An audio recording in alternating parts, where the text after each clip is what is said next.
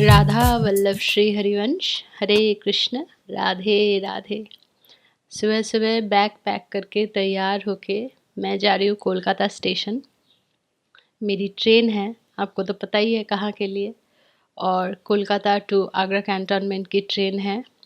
कौन से प्लेटफॉर्म पे है, टिकट का प्राइस कितना है, कितने बजे है, ये सब तो आपको गूगल करने पे मिल जाएंगे। क्योंकि सच बताऊँ तो मुझे ये सब इन्फॉर्मेशंस बिल्कुल भी याद नहीं रहते बाद में, और इसीलिए मैंने जितना हो सके वीडियो में लेने की कोशिश की है ताकि आप पॉज़ करके उसका स्क्रीनशॉट ले सको।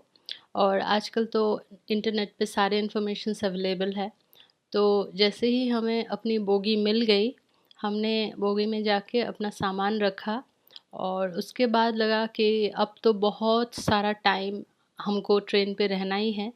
तो सामान वामान रख के थोड़ी देर और बाहर आके थोड़ी सी हवा ले लेते हैं, प्लेटफॉर्म को देख लेते हैं ठीक से। और इतने में रील वील बनाने लगी, लेकिन रील का एंडिंग बाद में शूट करना भूल गई। इतने में ही मुझे मिला एक कार्ट, जो मुझे पता नहीं था कि कैसे यूज़ करते हैं और कैसे इसको चलाते हैं।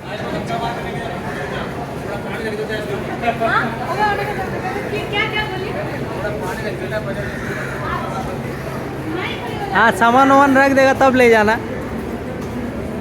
अब तुमको ले चले क्या? उतर जाओ उतर जाओ उतर जाओ।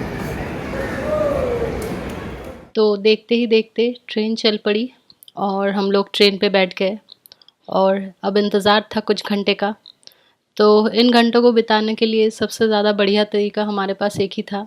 सिंस हम लोग बंगाली हैं, तो खाने के अलावा हमारे दिमाग में कुछ और चीज़ें ज़्यादा आती नहीं है। खाना बनाओ और खाओ बस। तो मैं बना के लेके गई थी दलिया वेजिटेबल्स के साथ, और उसके साथ थे ये कॉर्न चिप्स। और मैंने लंच भी नहीं किया था, तो इसके लिए ट्रेन में चढ़ते ही मैं फटाफट कॉर्न चिप्स और दलिया की खिचड़ी खाने लगी, और ट्रेन ने भी तब तक स्पीड ले लिया था।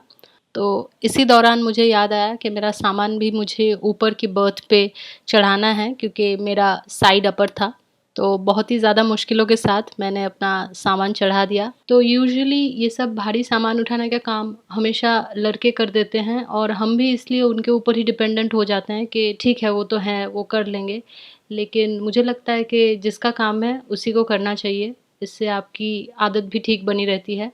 और फिर मैं थोड़ा-सा अपना हालत सुधारने लगी, और उसके बाद अपनी ही किस्मत पे रोने लगी, आई मीन हँसने लगी। फिर लगा कि इतना सारा टाइम हम लोग ट्रेन में हैं, करेंगे क्या? तो उसके लिए मैंने अपने दोस्त के हाथों पे लगाई मेहंदी, और ज़्यादा डिज़ाइन बनाने की कैपेबिलिटी मुझ में है नहीं। मेरे खुद के हाथों में भी ये चाँद और तारे ही बने हुए हैं। तो इसके लिए मैंने अपने दोस्त के हाथों में भी ऐसे चाँद और तारे ही बनाए हैं। और ये सूखने में थोड़ा टाइम लगता है, लेकिन हम लोग एसी कोच में थे तो थोड़ा-सा जल्दी सूख गया था। बहुत सारे लोग हैं जो ट्रेन में बहुत समय तक सो के बिता देते हैं, या फिर गप्पे मारते रहते हैं, ताश खेलते हैं। लेकिन ना हम उतना बक-बक करते हैं, और ना हमें उतनी ज़्यादा नींद आती है जाते वक़्त। तो हम जब आते हैं ना, तब हम घोड़े बेच के सोते हैं। एनीवे, मेरे फ्रेंड के हाथ की मेहंदी सूख गई है। इतने में ही रेलवेज़ का 2 नंबरी पानी आया, और हमने पानी ले लिया। और अब तक लंच किए हुए थोड़ी देर हो चुका था, तो मैं अपने साथ लाई थी कुछ फ्रूट्स, जिसमें इसको शायद परमेसन बोलते हैं। मुझे अभी तो नाम ठीक से याद नहीं, लेकिन मैंने इस पे छिड़का बहुत सारा जलजीरा, और खिड़की से बाहर की दुनिया देखते हुए ये फ्रूट्स खाने लगी। ऐसा नहीं था कि मैं अपनी जर्नी बहुत ज़्यादा एन्जॉय कर रही थी, एक्साइटेड थी, ऐसा बिल्कुल भी नहीं था। मेरे माइंड में बहुत सारी चीज़ें चल रही थी। मैं पहली बार वृंदावन जा रही थी, वहाँ जाके क्या होगा, नहीं होगा? क्या मैं सारे मंदिर जा पाऊँगी जो मैं प्लान करके आई हूँ? ये सब कुछ बहुत ज़्यादा मेरे दिमाग में चल रहा था। तो उसकी वजह से मैं बहुत ज़्यादा रिलैक्स भी नहीं कर पा रही थी। उसके लिए शायद एंग्ज़ायटी में मैं और ज़्यादा खाना खा रही थी। इतने में धनबाद स्टेशन आया, और हम लोग प्लेटफ़ॉर्म पे उतरे, क्योंकि बहुत देर तक जब आप ट्रेन में बैठे रहते हो या फिर लेटे रहते हो ना, बहुत ज़्यादा तकलीफ़ होती है, और उसके लिए थोड़ा-सा प्लेटफ़ॉर्म पे उतर के चलना-फिरना ये अच्छा रहता है। तो हम लोग यूजुअली ये बहुत करते हैं, जहाँ पे भी ट्रेन थोड़ी ज़्यादा टाइम के लिए हॉल्ट देती है, तो हम लोग थोड़ा उतर के ऐसे ही इधर-उधर थोड़ा चल फिर लेते हैं। भर के देगा तो एक गिलास नहीं निकल पाएगा मैडम। नहीं चाहिए? ओट्टा पकड़ा था, ओट्टा पकड़ा। नहीं हो पाएगा, इतना देख रहे हो दादा, ये हमारा 50 गिलास भी नहीं निकलता। तो जैसे आपने देखा IRCTC की 2 नंबरी गर्म पानी, मतलब चाय कहलाने के तो ये लायक नहीं है, लेकिन सफ़र में हमेशा आपके पास ऑप्शंस नहीं होते। और यही गर्म पानी पीते पीते कोई स्टेशन आया जहाँ मुझे खिड़की से बाहर बहुत सारे बंदर दिखे, और मैं यही सोच रही थी कि वृंदावन में भी बहुत बहुत सारे बंदर मिलने वाले हैं। और ये सोचते सोचते मैं फिर से जंक ईटिंग करने लगी, मैं चॉकलेट्स खाने लगी। उसके बाद मुझे याद आया कि स्टेशन से हमने कुछ कुरकुरे टाइप के चिप्स भी लिए थे, वो भी खाने लगी। वैसे तो मैं अभी बहुत ज़्यादा सादा खाना खाती हूँ, लेकिन एक टाइम पे मैंने ये सब चिप्स वगैरह और ये सारी अनहेल्दी जो कोल्ड ड्रिंक्स वगैरह होती है वो सब बहुत बहुत ज़्यादा खाए हैं। तो इसके वजह से मुझे रिग्रेट भी होता है। देखिए, जैसे ही मैंने ये सब खाना शुरू किया, गया स्टेशन भी आ गया। आप समझ चुके होंगे कि मैं क्या बोलना चाह रही हूँ।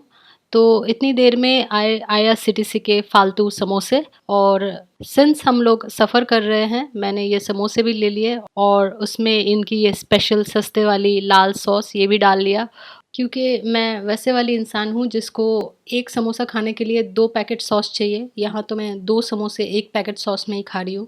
और जो मिर्ची थी वो तो मैं एक ही बार में खा गई, क्योंकि बंगाली हूँ ना, तो थोड़ा ज़्यादा तीखा भी हमारा नॉर्मली है। और ये कौन-सा स्टेशन आया मुझे भी याद नहीं, लेकिन गीता प्रेस के सामने खड़े होके मैं सोच रही थी कि बुक्स लूँ या नहीं लूँ, क्योंकि फिर बाकी ट्रैवल में कैरी करना पड़ेगा। और इतना ज़्यादा ठूँसने के बाद भी हम लोग घर से खाना लाए थे डिनर के लिए। एक्चुअली डिनर की ज़िम्मेदारी मेरे दोस्त की थी, और उसने इतना ख़राब काम किया था खाने के साथ। चावल बासी थे और ये पनीर इतना ज़्यादा ओवर स्पाइसी और ऑयली था कि हम दोनों के बीच बहुत ज़्यादा झगड़ा हो गया और आगे वीडियो रिकॉर्ड नहीं हो पाई। तो ये नेक्स्ट वीडियो अगले दिन सुबह की है, जब हमने फिर से IRCTC का 2 नंबरी पोहा लिया था। और ये पोहा कैसा था और उसको खाने के बाद मेरा रिएक्शन कैसा था, ये आपको अभी पता चल जाएगा। मतलब आप समझ ही सकते हैं कि कितना ख़राब पोहा हो सकता है कि इतना ज़्यादा घटिया रिएक्शन मैंने दिया। मतलब सिर्फ़ टेस्ट ही ख़राब नहीं था, एक्चुअली इसमें बहुत ज़्यादा नमक भी डला हुआ था। और उसके बाद फिर से हमने ले ली ये 2 नंबरी IRCTC की चाय, और फिर से वो ज़हर पीने वाली फ़ीलिंग।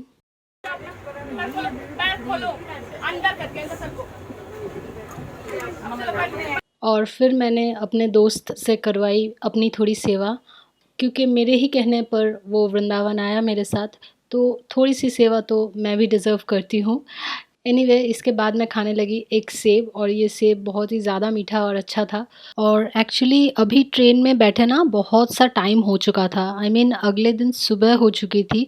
तो एक होता है ना, आप बोर भी होने लगते हो और ये भी लगने लगता है कि आप कब पहुँचेंगे, गाड़ी कब पहुँचेगी और कब हम मथुरा जाएँगे, उसके बाद हम वहाँ से वृंदावन जाएँगे, और हमको सारी चीज़ें पता भी नहीं है। तो बस इसी के लिए हम फिर से बहुत सारा जलजीरा डाल के एप्पल खाने लगते हैं, क्योंकि जो होना है वो तो होगा ही। पहले चटखारे लेके फ्रूट्स खा लेते हैं। तो ऐसे ही फ्रूट्स खाते-खाते आया अगला स्टेशन, जिसका नाम था हाथरस सिटी, जहाँ पे मुझे दिखे और भी बहुत सारे बंदर, और मुझे बस यही लग रहा था कि कब मैं वृंदावन जाके वृंदावन के बंदरों को देखूँगी। और उसके थोड़ी ही देर बाद आई एक बहुत बड़ी सी नदी। मुझे नहीं पता इस नदी का नाम क्या है, अगर आपको पता हो आप ज़रूर कमेंट्स में बताएं।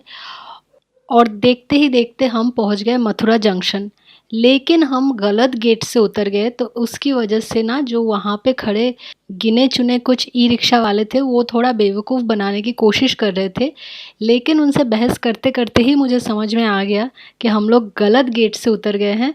अभी दूसरे गेट से उतर के हमको वृंदावन के लिए ई रिक्शा मिलेगी।